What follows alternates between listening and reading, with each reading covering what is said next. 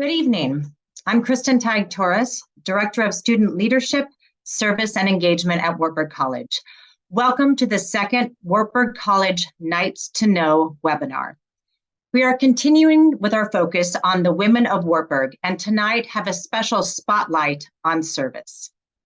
Service is one of the 4 pillars in our Wartburg College mission statement and is being highlighted on our campus this week as it is our annual St. Elizabeth Week, celebrating Elizabeth of Thuringia, who lived at Wartburg Castle and committed her life to serve and care for the communities surrounding the castle grounds.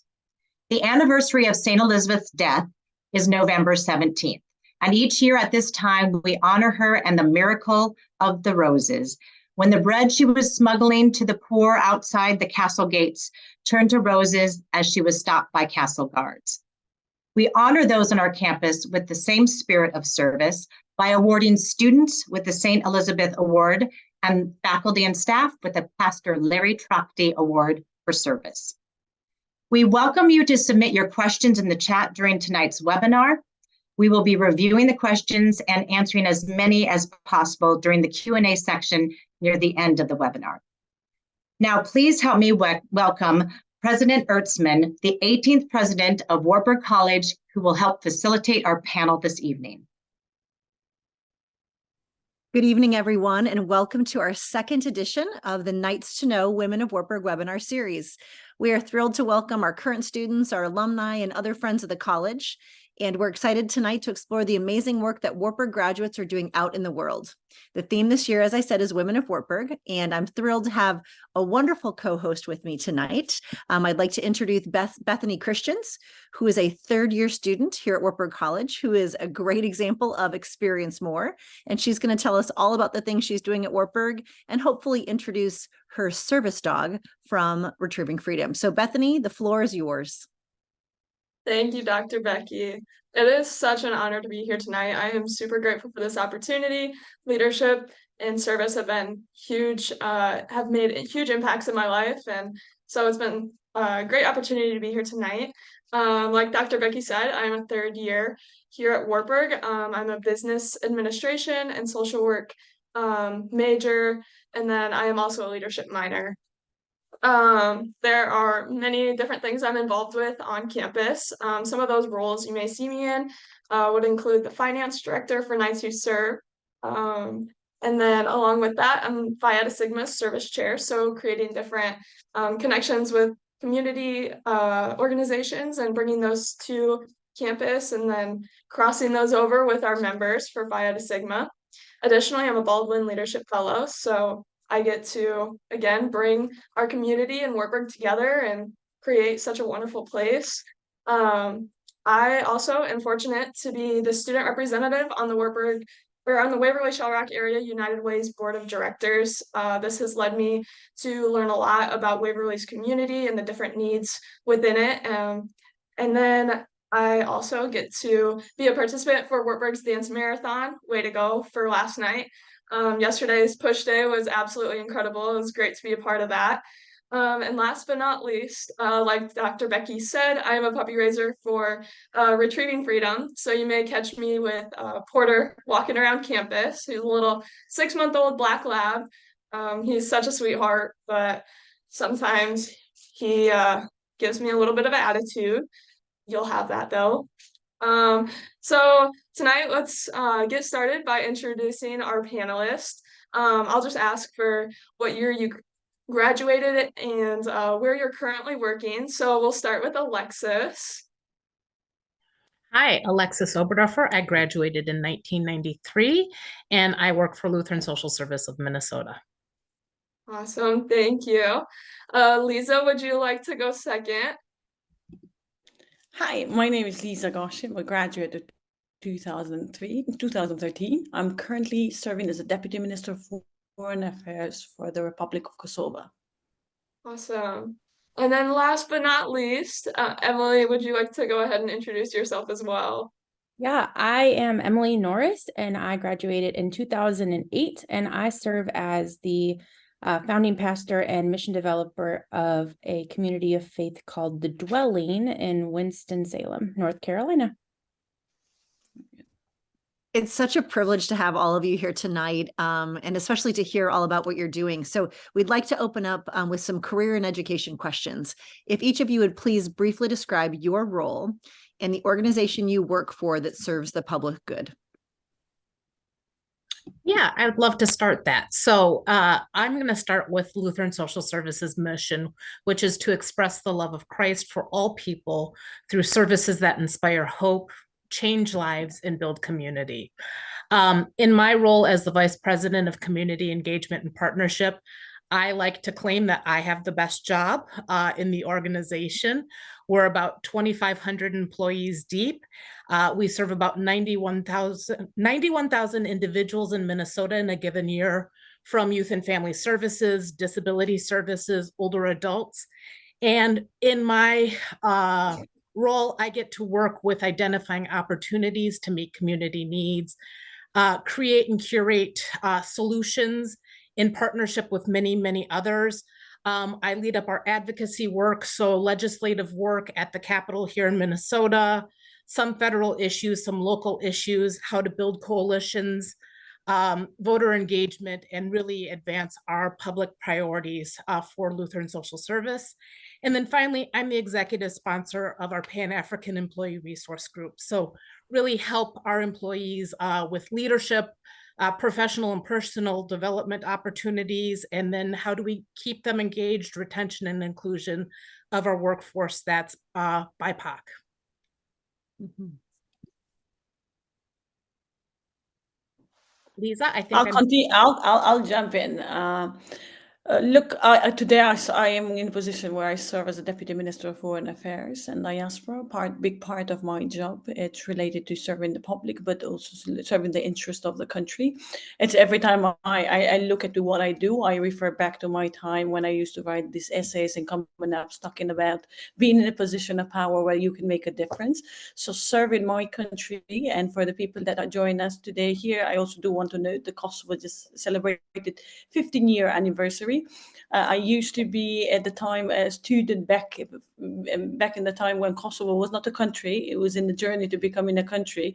And so now having a country and having a celebration of it, but also being in a position of power makes a big difference. So in many ways, the education journey that we went through, including my work or education at Warburg in international relations, political science, and Spanish, has been a big sort of push towards being in this position and really being in a position of power to serve the community.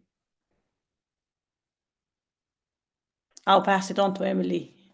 Right. Well, yeah, so I serve as the pastor of this wild and holy community called The Dwelling. And The Dwelling is it is a church. Bottom line, that's it. We can get real fancy about it, but it is a church. However, we are a gathering of humans, many of which have either are currently or have lived the experience of being unhoused. And then those intersecting identities that come with that, often of severe and persistent mental illness and substance use and recovery and incarceration, reentry, and generational trauma and hunger and generational poverty. Just a lot of marginalized experiences that happen to find a home in this incredible faith community. We double down on the inherent dignity of all people. And because of that, people have found a home in ways that they have never found home in church before. So it's a really incredible place.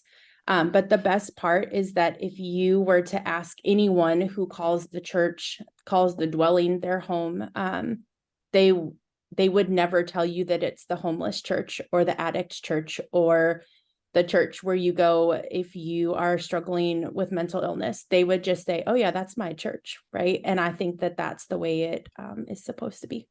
So I just want to pause and really thank our team, Alex and Ellen and Derek and Amy Tucker and Kristen, for finding such an interesting group of people for us to get to hang out with for the next hour, because the diversity of your backgrounds and the work you do, I think, is just such a great opportunity for us to have these really interesting conversations tonight. So thank you all for being here and for sharing your time with us. I forgot to tell everyone that's in the audience right now that if you have questions for any of our panelists tonight, please feel free to use the Q&A box. We will keep an eye on that and we'll save time at the end to answer your questions. So please don't hesitate as we're talking to put your questions in the chat, and we'll save some time at the end for that. So the second question under the career and educational questions is, it's interesting. I'd love to hear what really inspired you to pursue the career in the field you have now, which that might be a straight line, that might be a circuitous route, right, of how you got where you are right now. And you all work in challenging situations, challenging for different reasons. But how do you stay motivated? How do you stay focused? How does service stay at the center point of what you do, especially on the days when things are hard? I'll take that. I'll start. For me, I think it goes back to my history, to my country, to my people. I grew up in a conflict area. I grew up in the war of Kosovo, having to flee as a refugee, having to see the struggle that we were going through has left a big mark in my life. And then moving out of the country for education, to pursue my education, I left Kosovo to go to Costa Rica for a high school, and then moved from Costa Rica, which was a United World College, to Waverly, Iowa. I remember coming to Iowa because I first flew into Chicago. I remember coming to Iowa. I stopped and asked the bus driver, I was like, "Are you sure you're taking me to the right place?"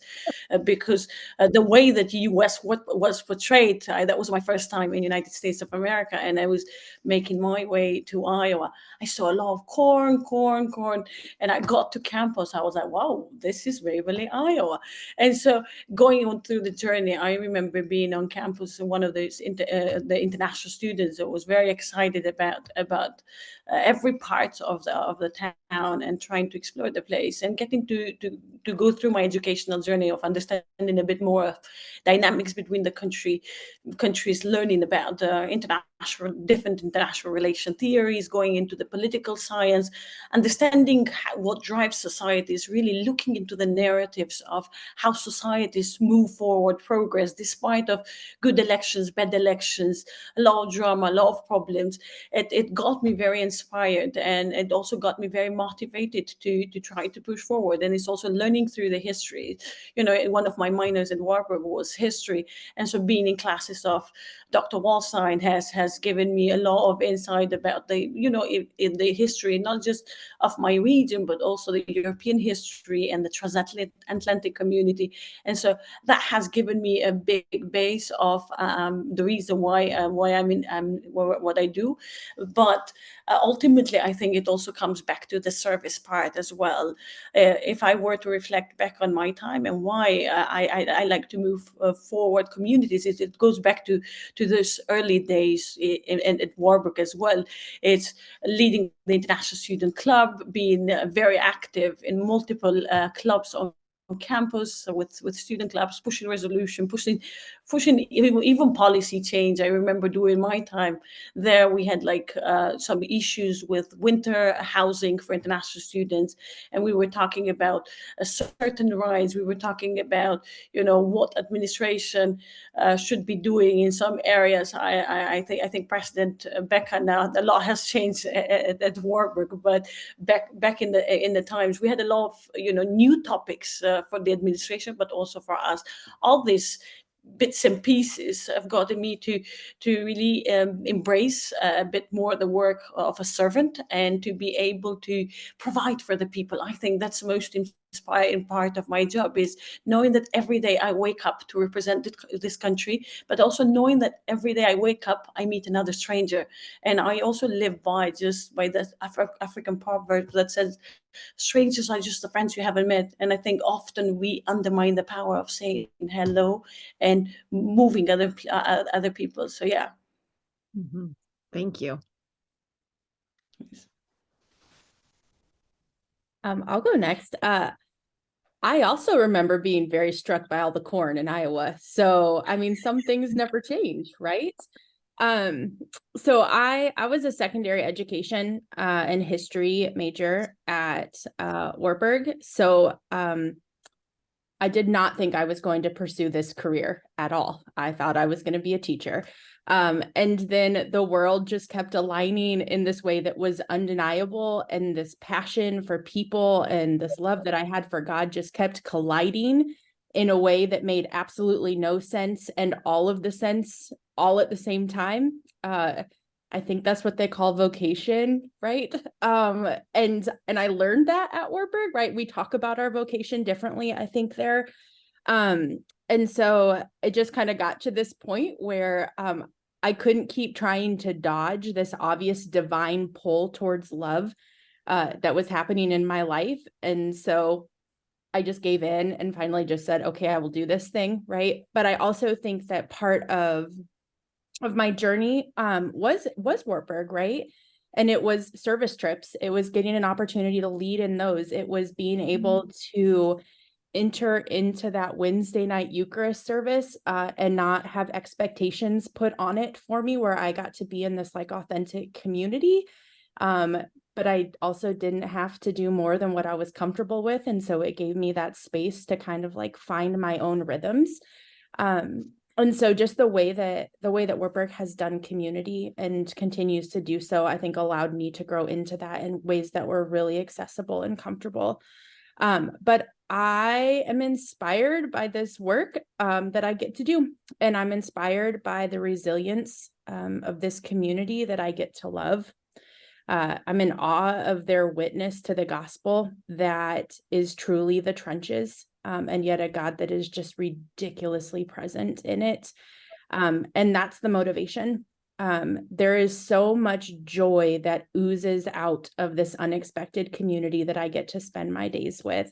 And it's really easy to look at communities that look like mine and expect to not see anything good or anything holy, because that's what the world tells us, is that folks that live on the margins don't have anything to offer. And yet I get this like front row seat to the inbreaking of God in this world. And it is through the most loyal and just humble and servant leaders and loyal and loving humans. And it's incredible. And most days I am in disbelief that this is how I get to spend my life and my love. Mm-hmm. Boy, that really resonates with me, Emily. I think about, for me, there's so much of my journey. I think about where it began at Wartburg. Anybody who knew me on campus knew that I was really active in so many different clubs. At the time, cultural awareness organizations, Students for Peace and Justice, Women of Wartburg, kind of on and on. Although those who also know me know that there was a lot of time I didn't spend on campus. I spent probably as much of my tenure in other countries and other cities, traveling, getting to take advantage of so many of the programs, whether it was Circus in New York, junior abroad in Mexico, different times in different places, Tanzania. And there are so many lessons that I learned, not only about serving others and meeting people where they're at and all of the cultural differences within that, but also learning about myself and who I am, and really being able to come into my own in a different way because of those. Emily, boy, I resonate with you. I call it divine synchronicity. Right? God has this other path for me. Spirit has kind of opened these doors when I'm supposed to take that next step, and it never fails to show up, never fails. And you try so hard, right? You try so hard to go the other direction. No, I've learned to listen, but it did take me. I don't think I fully understood vocation when I was at Wartburg. When I was a Thrivent Fellow, that really came much more into play as I had a little bit more career experience, life experience in a different way, and really understand this is my vocation. This is how I'm able to serve in communities throughout Minnesota or other communities I've been in. It's really my expression of faith, my ability to deliver service in a different way. And it is, for me, it sounds corny, but it does go back to the mission statement, right? Mhm. The inspiration, the hope, the building community, and that's what keeps me going.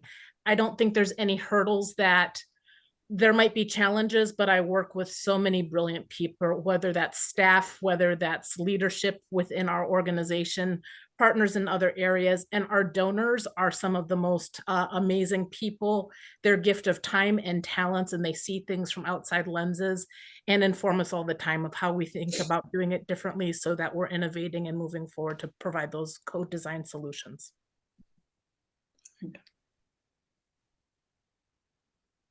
Yeah, that's really interesting, and I know you guys touched on not thinking what your career is now, what you thought it was at Wartburg, and you touched on your vocation, which we talk about all the time in all your classes.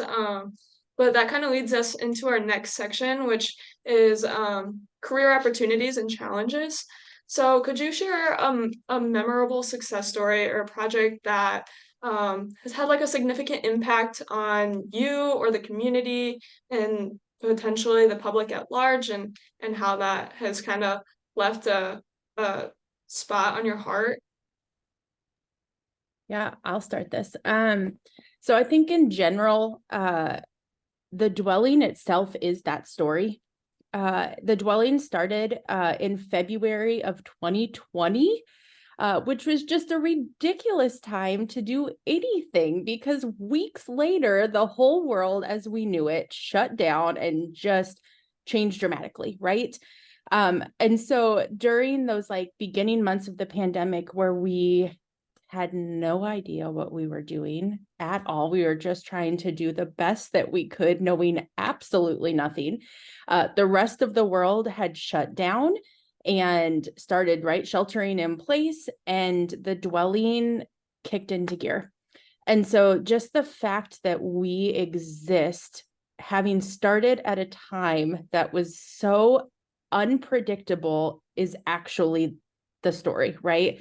So we started by providing showers to our community. We have a mobile shower trailer. And so multiple times a week, we were running the trailer and providing access to hygiene because one of the ways to protect yourself in a global pandemic is to have access to hygiene. So that was kind of our first like inroad into our establishing our community. And then we started renovating houses. So we renovated 28 different houses in affordable housing neighborhoods for folks to transition from being unhoused to more stable long-term housing.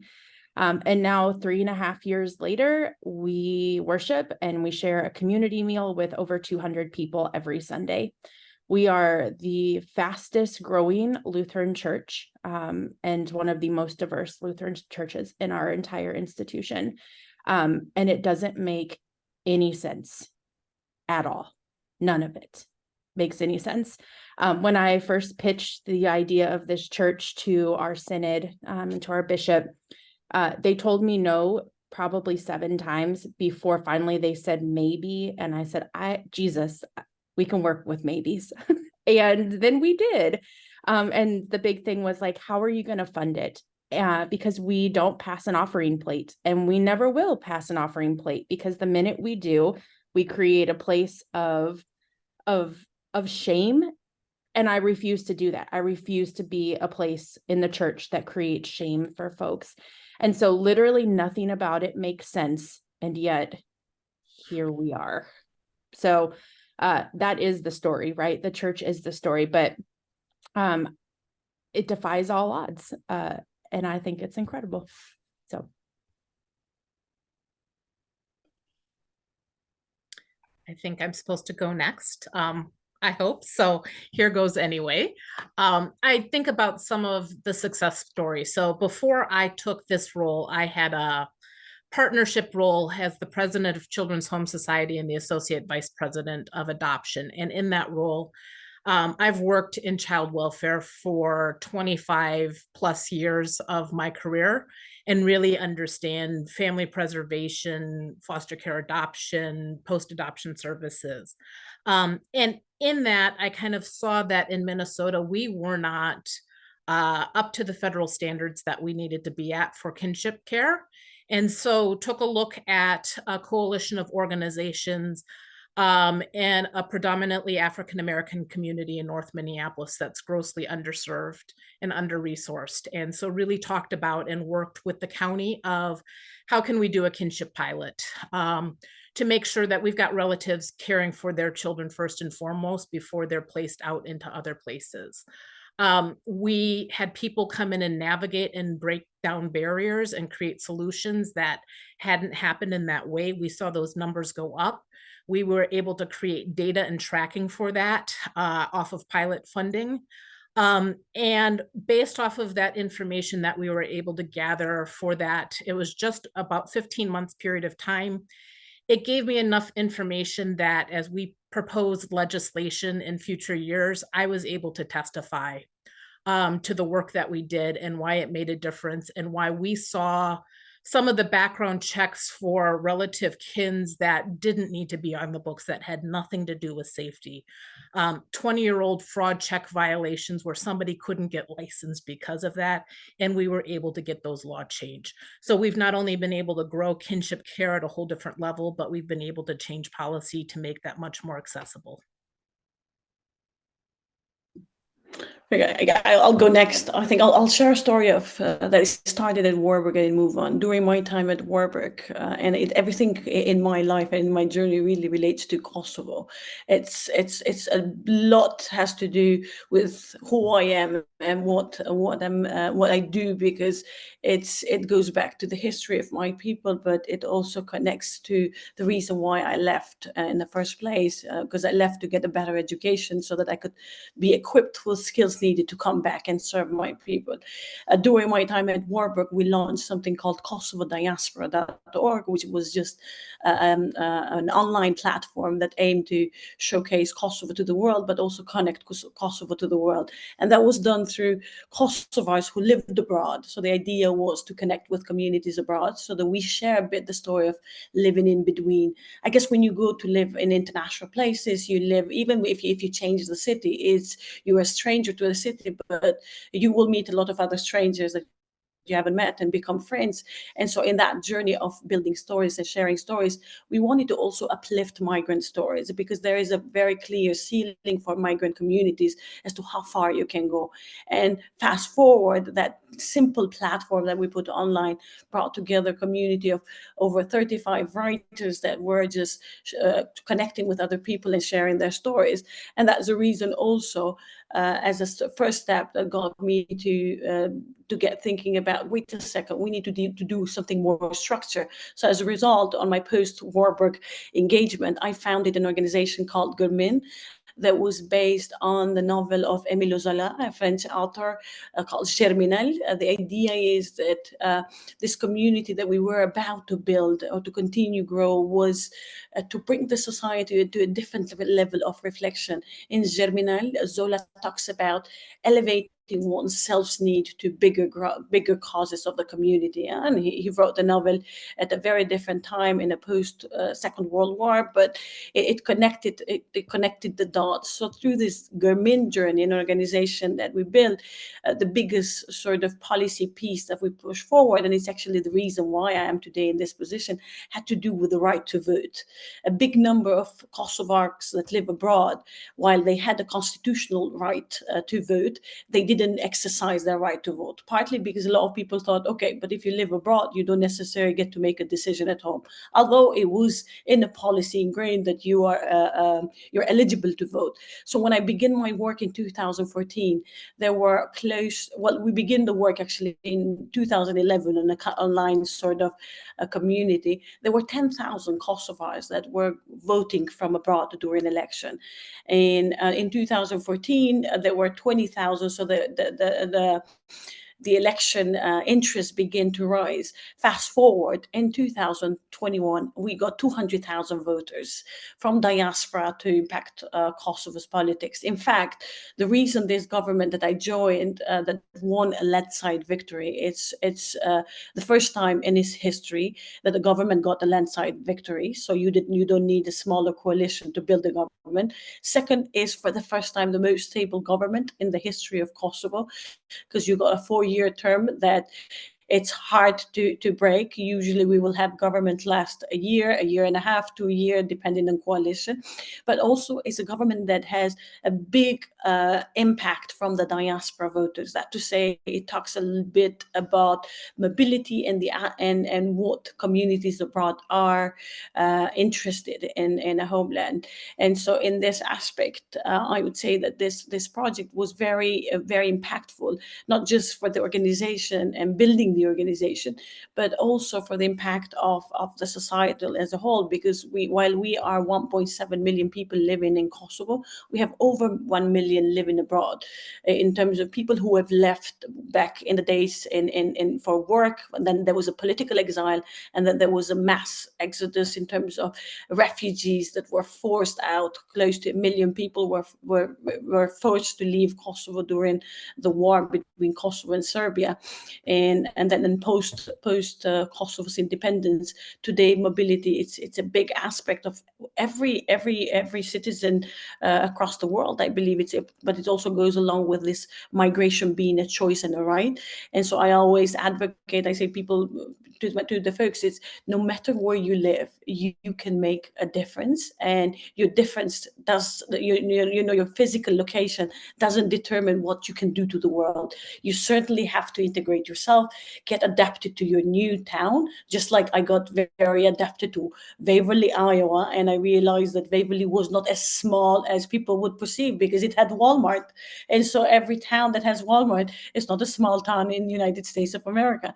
And so it's getting adapted to that place, but also taking the memory and being connected to the place of origin. Because I think what's important on this journey of not just serving others, but it's also knowing yourself. It's being comfortable at who you are. It's embracing who you are, and understanding that by understanding or by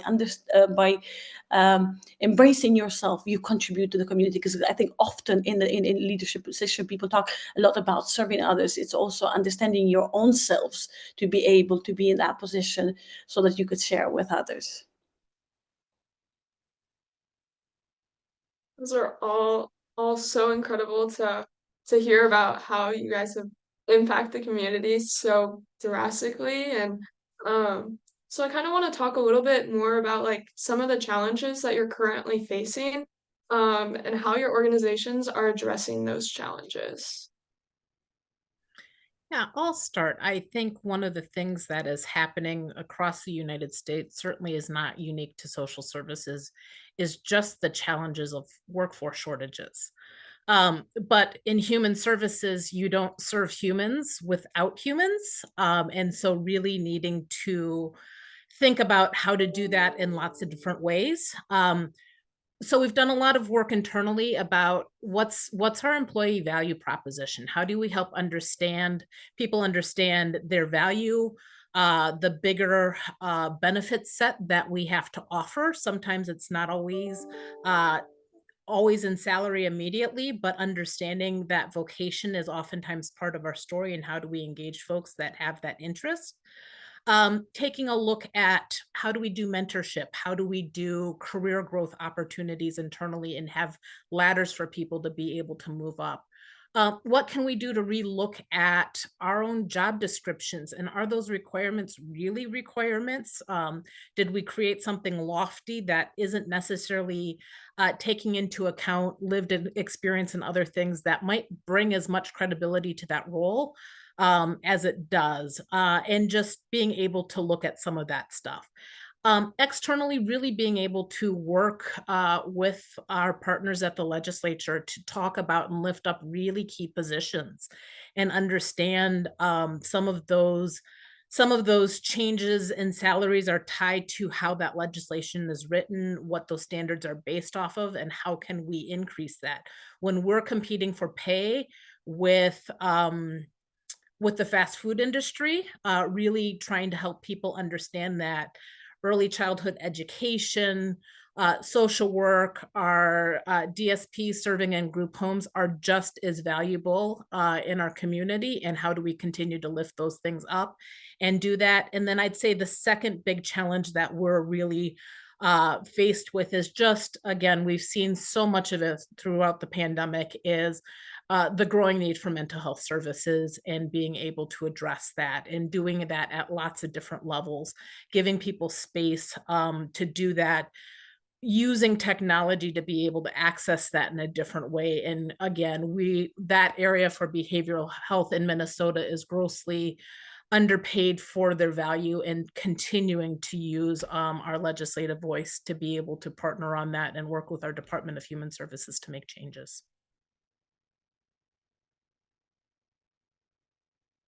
I guess I can continue on that, and I will echo what Alexis said. I think the power of human really, and also how to retain a workforce that builds on agility. I think is the hardest part to be in a management position today in terms of managing human workforce, because often we have this debate about technology replacing certain parts of staff, but when it comes to really doing the hard work, I don't think we will ever come to a time where technology can replace human fully, because you still need that human touch. You might have all the softwares in the world that make your life easy. You might have all sort of online assistants to correct your work, your projects. But when it comes to the human touch, I think it's very important. And I think in that aspect, what we're working in is the two elements of it. Is like, one is tough to maintain work-life balance. I think also COVID has brought a very interesting / weird dynamic into our life about being so comfortable at working from home, yet needing to be in office as well. So I think the hardest time is to get people back to be effective in office, and also to see that value from the office engagement. And second part of it, I think for us, is this dimension of woman in workforce, and also understanding their challenges within. I think also being in this position of power, I've come to realize there's a lot that comes with sort of being downplayed as a woman leader. It's like, there's many aspects, and I give you one particular one that for me was the most important this past few months, because I've been mentioning it a lot to my colleagues. Is I had somebody come into my office and said, "Well, Deputy Minister, you're so young. I mean, at what an age you've reached, you've achieved so much." And I kept listening. And at some point, this person comes in and says, "But you really could be my daughter," meaning that he was older than me, and he could associate me to his daughter. And I said, "Oh, that's fantastic, but I actually, I happen to be your boss, so let me know how can I help you, because enough with this. You could be my daughter. You're so young. You're so ABC." And I think on these type of exercises, or in this type of encounters, you come to realize that a lot comes to you with your gender, with your age as well. Especially living in a patriarchal rooted society, these things are so visible. If you live for a bit outside and then you come in and you realize, okay, how the norms try to like how you get to be put in a box. But I think here we have an opportune moment, at least for my country, but I see it around the world as well. There's much more women in position of power. For example, for the first time in our parliament, women didn't need a quota. Like, we have this quota system so that we wanted to make sure that the parliament doesn't look 100% male, so that we get more women in. But for the first time in an election, we have actually women who claimed the ladder and didn't need a quota. We actually surpassed the quota, which now it brings a whole different voice into the position of power when you're voted in and when you have that backup of voters. But also we have for the second time a woman president that is a 37-year-old when she got into the position. So it gives a whole new dynamic of a role model. So I think in our job, it's two things. It's work-life balance is very hard, and on this end also connects to women. It's also being able to build a family and being able to be effective and sort of move the career ladder is not easy. I'll pass it on, Emily. You are welcome to keep talking. My goodness, I love it. I just want to do a bunch of snaps here. I echo a lot of the same things that Alexis and Liza both said. Our world that we are living in is hard. bottom line, it's hard, and there are systems that have been set up, and we are constantly finding ourselves just pushing against these systems. And I think we often hear, you hear this phrase, right, that the system is broken. But the reality is the system is actually not broken. The system is doing exactly what it is supposed to do. It is working perfectly, because the systems are built to protect the system and to create barriers for regulating those services and the access to them. But what actually happens is there are barriers that are created for people to access the services altogether. And so, Alexis, I mean, that's what you were talking about too, right? The access to mental health care. That is one of the hardest and most pressing challenges that I see in my world. Just recently, there's an incredible human in my community that her mental health makes her non-compliant with her meds, and yet her meds are the only thing, right, that can help to regulate her other than substance use. And so when she is not compliant with her meds, then she turns to substance use, which creates a whole other handful of problems.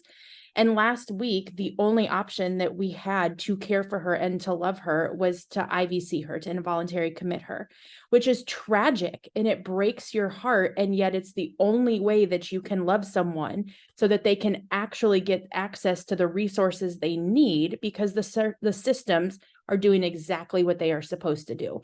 And so again, like, I just want to challenge that idea, and that phrase that you hear all the time about they're broken, they're broken, they're broken.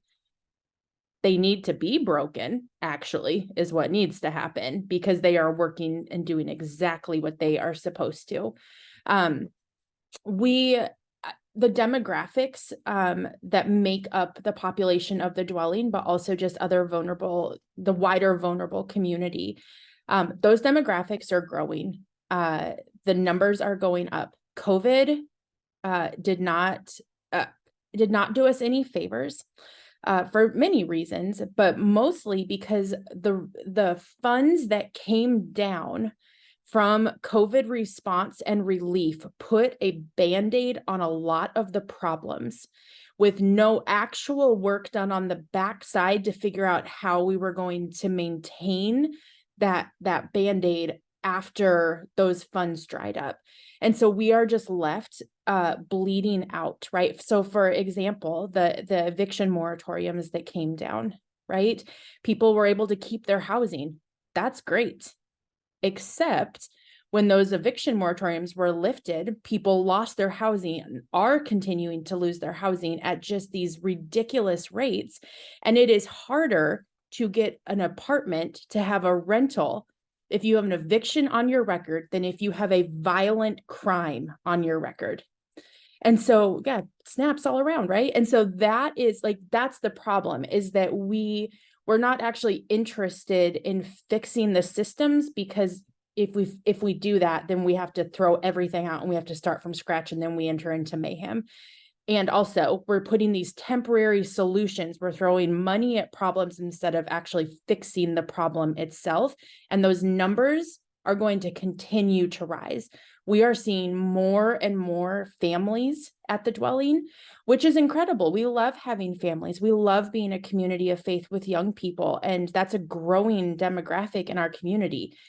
And also, some of those families are sleeping in U-Hauls in our parking lot because we are the only public restroom in Winston-Salem, right? Like, our porta potty in our parking lot is the only public restroom where families can access a bathroom at off hours. And so these trends are not shifting in a good way. And we have only started to see the start of that. I have so many things that I would love to pick up from all the things you've just said, and we have 16 minutes left together. So I need to keep it tight, because there's so many pieces of that I think many of us that are on this call and listening to you right now want to just keep hearing about. But what strikes me with all of your work is your passion. And I think about work-life balance, and I think about passion. I think those are two different things that we could talk about, I think, at length. How do you sustain the passion that you have for the people you accompany? And I use the word accompany intentionally, because I think it's walking beside, right? It's this idea of not doing for, it's doing with. And you hear that tone of accompaniment in all the work and the ways you talk about the people that you walk alongside in their journeys every day. How do you keep that passion alive for yourselves and for the people you serve?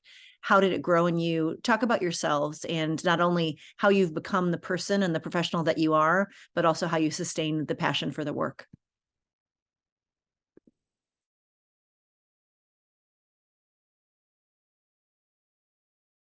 Alexis, I think you might be first to take this one. I will go.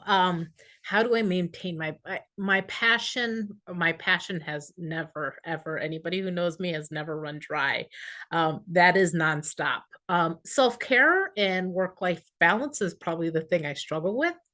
I think that's the harder thing, but for me, it's a practice of gratitude. It's realizing that I sit in a place of privilege. I've had so many opportunities opened up, and really helping keeping myself grounded and realizing I am in a position of power. I'm in a place to make change. Whether it's change for our own staff and our workforce, if it's change for the people that we serve, how do we look at it differently? How do we use our voice when we're talking to policymakers that we really can make a difference? So for me, it's doing that, but it's also making sure that I stay incredibly connected and grounded to family, to friends, to my kids, and understanding this is a world that we're going to pass on, looking at the things that they struggle with, that they deal with, and how we need to continue to work at that to give them a brighter future. And if my kids are living in a place of privilege, if they're struggling with some of these things, what are other kids and families going through who don't have the socioeconomics, who don't have the power positions, who can't influence things in the same way? So for me, it's important to always raise that voice and make sure that we're lending it to others. But I do recognize I have to care for myself first and make sure that I'm taking some time occasionally to take time off, and I'm spending it with the people that I love who re-energize me and help keep me grounded.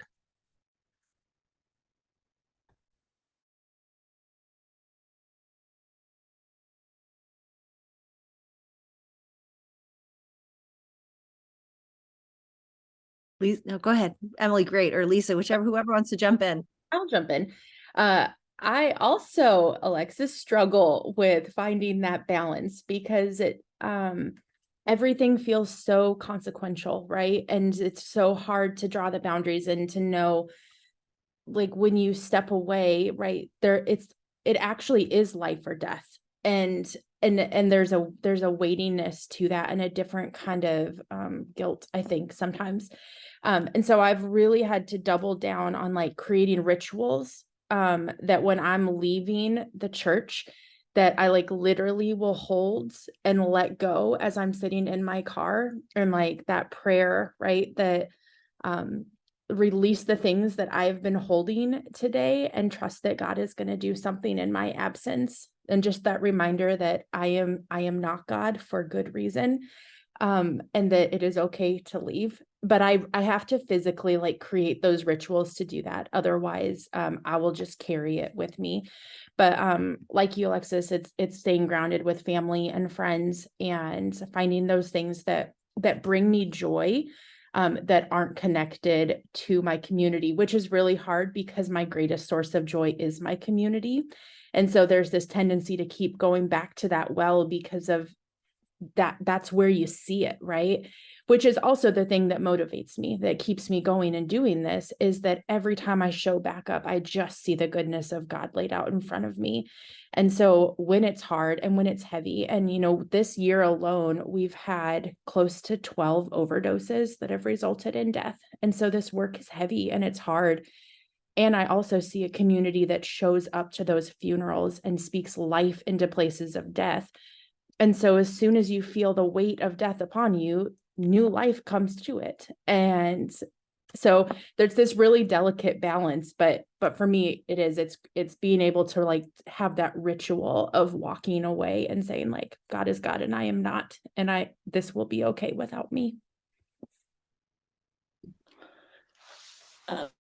Thanks, Emily, for sharing that. I think it depending on the work you do, but in the work that I do as well, it's very demanding. You are 24/7 at availability, the information, the new conflict, the new problems, something is happening in the Pacific, something is happening in Atlantic. So there's just a big going. So it's very hard to really. I'm a worst person to talk about work-life balance, partly because I'm a 24/7 around the clock at work, and that to say it requires a big family support. I think when we talk about position of power, is being able to surround or to sustain the support from a family.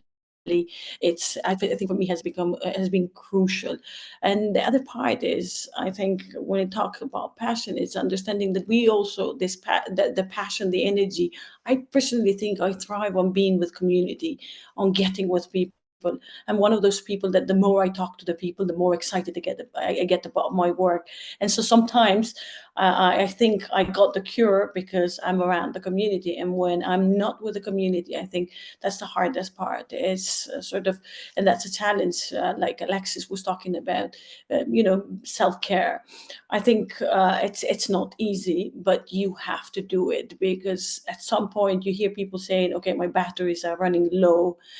It's seriously, sometimes when you don't just take time off, it's not that you cannot do it, it's just that you might be too much for other people. So I've come to know that sometimes it's like, okay, I want to do ABC, and other people say, no, sorry, I have other commitment. I say, but come on, we need to do this, we need to get going. They say, well, I have other priorities. So it's setting the priorities. But again, even when you set the priorities, when it comes to work-life balance, there is very hard, it's not as easy as, okay, this is my 8 to 4 type of job, and then you move. I think that's where students, for example, make decisions about their next career move, what they want to do. It's really being taking some time to reflect as to what type of life you want to have ahead of you.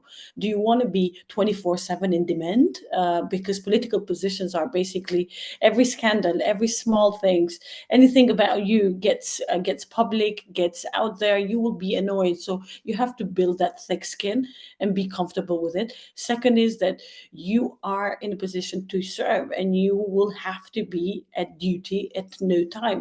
There's no such a thing. Sometimes you have to miss like the most precious moment of your family, birthdays, celebrate anniversaries, weddings, anything important, but there might be a bigger cost for the country, and you have to step up. And so it's making the right choices, I think.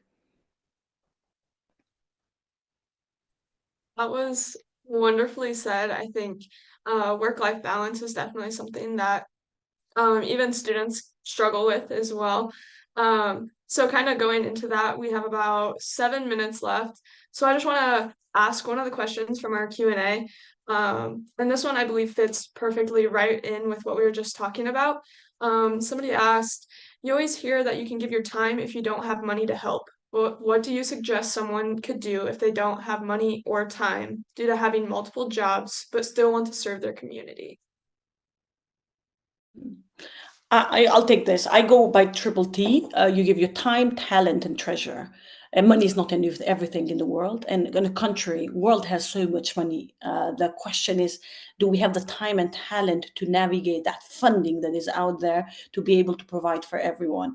And it's often, I think, people that might have the money feel a bit more power and dominate the narrative through the money. But I think you can break through. I mean, I look always my story in terms of my education. If it was for my parents, if it was for my financial background, I would never make it to this college or other colleges that I went to. It was through donation of big funders and donors that have provided college with this opportunity so they can get me to a better education. So you just have to dream, you just have to want it, you just have to work for it. The things don't happen in a surprise, so you have to work for it, and you have to also build that journey, also an empathic journey of being thankful and also realizing that people that have the money actually have provided you with this opportunity. So it goes both ways, but you should never feel like you cannot contribute to the world because you don't have the money or you're in between jobs. You can always get the money. It's about priorities. It's like, if you want to be rich, you can be rich. You just have to know how to navigate the ropes. But if you want to have a comfortable life, you can have a comfortable life. Like everything, I think we often undermine the power within us, the power in terms of the thoughts that it goes through. It's all within us. It's all our projections, and often we don't give ourselves a lot of credit, because sometimes I think it's instead of looking downwards at yourself as to, okay, but I cannot make much of contribution because I'm in this tough position. I think it's being able to uplift yourself from that position and to say that yes, you can, that everything is possible. I'd like to just add to that a little bit too, just on a practical level. If you don't have resources and your time is limited, Liza, what you're saying, you have your power, you have your voice. And I think this actually answers one of Edie's questions about, like, where do you see those intersections and those themes? It's education, it's advocacy, right? Use your power, use your voice, use the privilege that you have. And you do not have to have a lot of privilege to be able to still own and harness your power, right? Just like you were saying, Liza. And so know who your elected officials are, know the policies that are impacting and influencing decision-making, and then start writing, start using your voice, start advocating. Once you have educated yourself, then start educating other people. Your power is more powerful than your money, right? Your voice, your influence, your relationships, being able to leverage your relationships, it actually can make a change. And then the other piece of it is be in relationship, because when these problems are personal, they are not an issue or something to fix, right? They are deeply connected to you, and therefore they will plant differently in you, and you will be able to lead from that differently also. So invest in the relationships, know the people, know the stories, and then be able to use your voice to educate and advocate for something different. Well, try following those two. I always say not in isolation. None of us are doing this alone. So having amazing networks to do this stuff. And I love the triple T's, right? For me, one of the first things that I wrote down was connection, right? Whether you connect with people in an advisory capacity, whether you volunteer to help provide that service, whether you mentor others, right? That is needed in so many ways. And while I'm not good about self-care, I also know that I have to sometimes step out of my administrative role. And with my kids, we will go and cook and serve and do different things so that we're connected back to some of the work that's needed. And it helps keep me grounded and helps me educate my own kids and that next generation to understand what we need to be doing. And it is our responsibility to continue to give back. Even though we do it in our professions, we've got to find other ways to do it as well. So I think there's ways to continually do that. And I also like to kind of help people think about, while it may not be dollars today, and that may not be able, not everybody has the same capacity. Sometimes it's also about planned giving and thinking about long-term and other ways to do it. I know for our organization, that makes a huge difference in what we're able to do, and people who have been very thoughtful into the future about how that changes what we're able to do and who we're able to serve. Well, Alexis and Liza and Emily, it has been a complete privilege. I echo Debbie's sentiments. It's just been inspiring to be here with you tonight. I know Bethany and I are really grateful for this opportunity to spend time with each of you. And I'm going to pass the microphone back to Kristen to wrap us up for the evening. So thank you so much. Thank you. Wonderful. Thank you all for the excellent conversation this evening. You truly are Knights to Know and Women of Wartburg, and it has been an honor and a privilege for me to listen to you this evening. I would like to express our gratitude to Liza Gashi, Alexis Oberdorfer, and Emily Harkins Norris for joining as panelists, and to Bethany Christians for her student perspective. Our next Knights to Know webinar will be held on Wednesday, February 21st, 24 at 7 p.m. with a spotlight on amplifying Black excellence. On behalf of President Ertzman and the Nights to Know Planning Committee, thank you for joining us and have a great night.